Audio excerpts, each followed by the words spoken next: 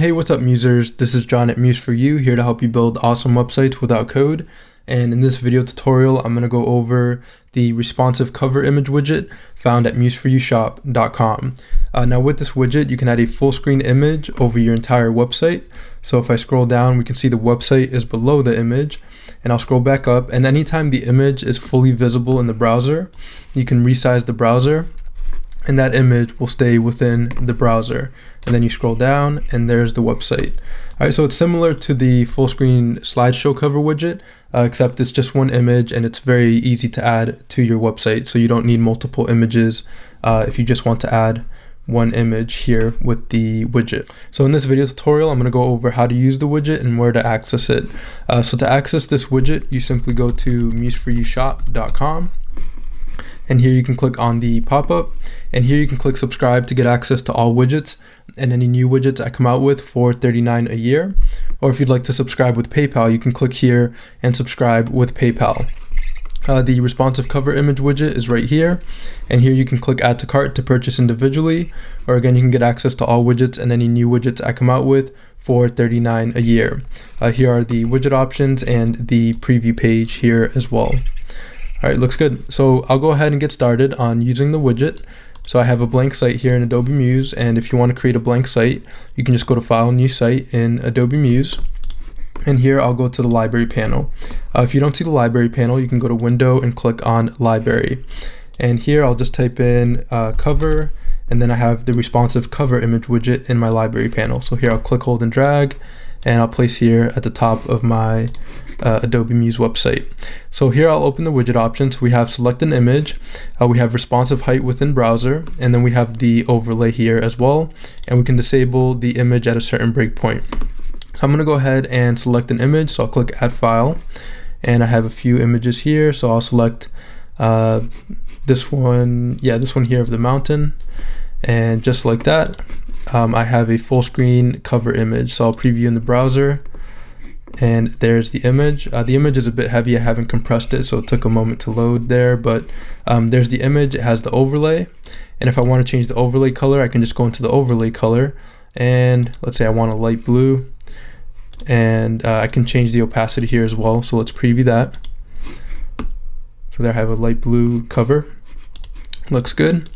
And if I wanted to add a mesh overlay, I can select enable mesh overlay. I can go to patternify.com right here. It takes me to this website where I can create a pattern, and here I'll just add a simple pattern. They have a few default ones here, so I'll click on this bottom one, and then I'll just copy this this base 64 code here. I'll hit Command C to copy, then go into the widget, and then here I'll hit Command V to paste, and then enter. And then I'll preview. I'll go to File, Preview Page in Browser, and just like that I have a mesh overlay. Might not look that well on the video, but it does have a mesh overlay there. So I'll uncheck this. Let's set the overlay color to black. I can change the opacity. 1 will make it fully black, and so it'll just be black.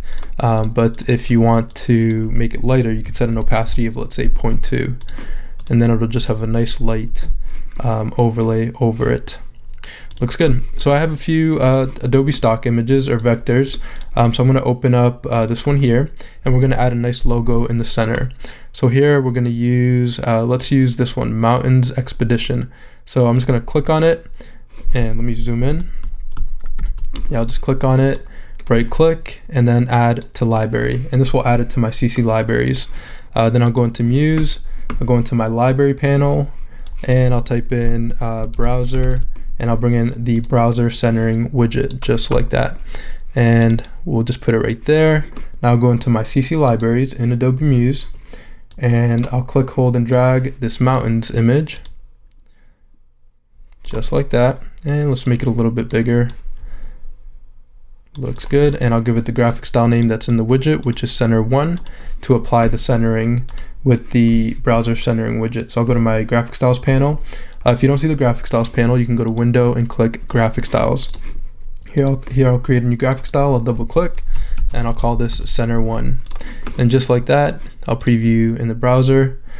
Just like that, I have a logo in the center of my website. Doesn't look too good, so we might have to mess with the overlay here and let's give it like a white overlay, and we'll set the opacity to 0.7, so it has a nice cover overlay over the image. There we go. So looks a bit better. I could work with the colors. I can make this a bit smaller. It's a little bit large right now, so let me just shrink that down a little bit, and we'll take a look again. There we go, that's better. So just like that, I have a logo in the center of my website with the background image, and then if I wanted to add some content to the website, I could, and the content would show up here below the website. I could even add a menu at the top, so I'm going to put this image over here. I'm going to create a menu, and for the color, I'm going to sample this blue color here, and I'm going to copy this logo, hitting Command C and then Command V, and I'll make it really small. I'm going to uncheck the graphic style name, so I'm going to say none for the graphic style, and I'll put this right up here. So let's make this bar white actually instead of that blue, and I'm going to pin it to the upper left with the pin option, and I'm going to pin this bar at the top, and we can leave the logo here just so it doesn't interfere with this here. If we place the logo outside of the canvas, it'll still center. So let's preview, and just like that, I have the menu bar at the top, I have the logo here to the left, and the logo centered here within the website.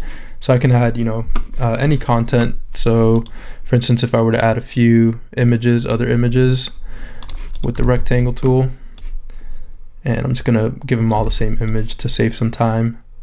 So we'll highlight all these, go to fill, add image, and I'll add this image here. Scale to fill, position it in the center, and I'll scroll down, and just like that, we can see that those images are underneath the image. So basically, when you're working with this widget, you can place your elements as if the widget wasn't there, and anything that's placed, like if, for instance, if I were to place this at the very top, and I scroll down, those images are touching the very top of the bottom of the image. So just picture the image being like higher or above the entire website there. And there we go. So we have mountains, expedition, we have those images, we can have a menu up here. So I'll just bring in a sample menu, object insert widget, menu, horizontal, and I'll just place it in there. I'll say manual, and I'm just going a little bit quick now just to go through the tutorial. So I'm just adding a menu here, and then we'll say home, about, services, and contact. Okay, and then for the text, I'll double click, and let's add Lotto for the text. Say Lotto, and then the background, oops, went into Illustrator. So for the background, I'll just click here on the menu button. I'll say none, make sure it's none for all the states. I don't want any background for any of the states. And there we go. And let's make the text this blue here from the mountain logo. Oops, let's try that again.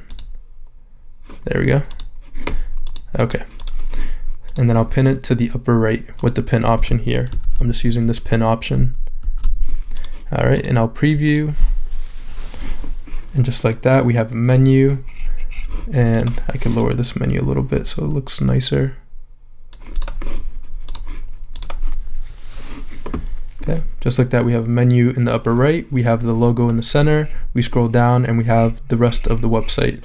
You could even change the percentage of the height within the browser. So if I were to say something like 75%, and I'll preview, we can see that the image is 75% within the browser. So it doesn't fill the entire browser. So it's just, 75% here. And as a better example, I'll say 50% by changing it here, the percentage. And just like that, this image here is 50% within the browser. Doesn't look good because we have this centered within the browser. So I'll bring it back to 100% here. And let's say we had a breakpoint and we didn't want to you know, when we resize, we want that image to kind of disappear on a certain breakpoint. In the widget, there's this breakpoint option. You can click on disable at breakpoint, and then I'll disable it at when the breakpoint is less than 480. Then I'll preview. So as I'm resizing the browser, we can see that image disappears and the whole website goes to the top, just like that.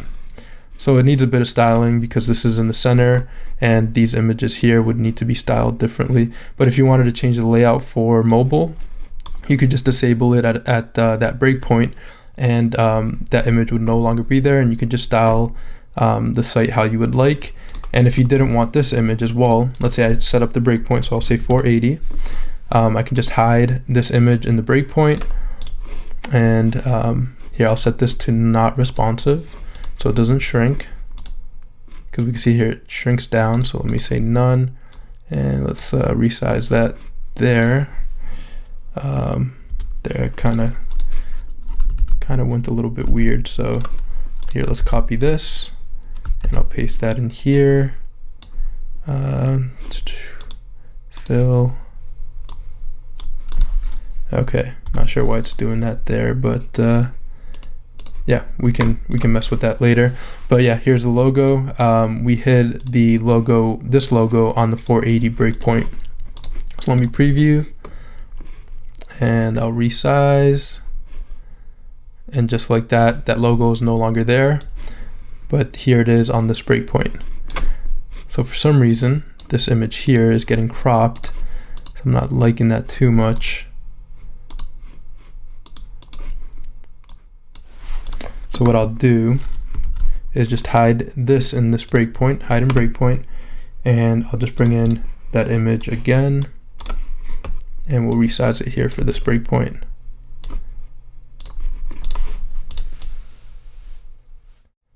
Okay, there we go. All right, so there's the logo, and I'll resize here, and there's the desktop version. Okay, we just have to hide this one in other breakpoints. All right, looks good. We have the image, Mountains Expedition, the logo. We scroll down, there's the rest of the website.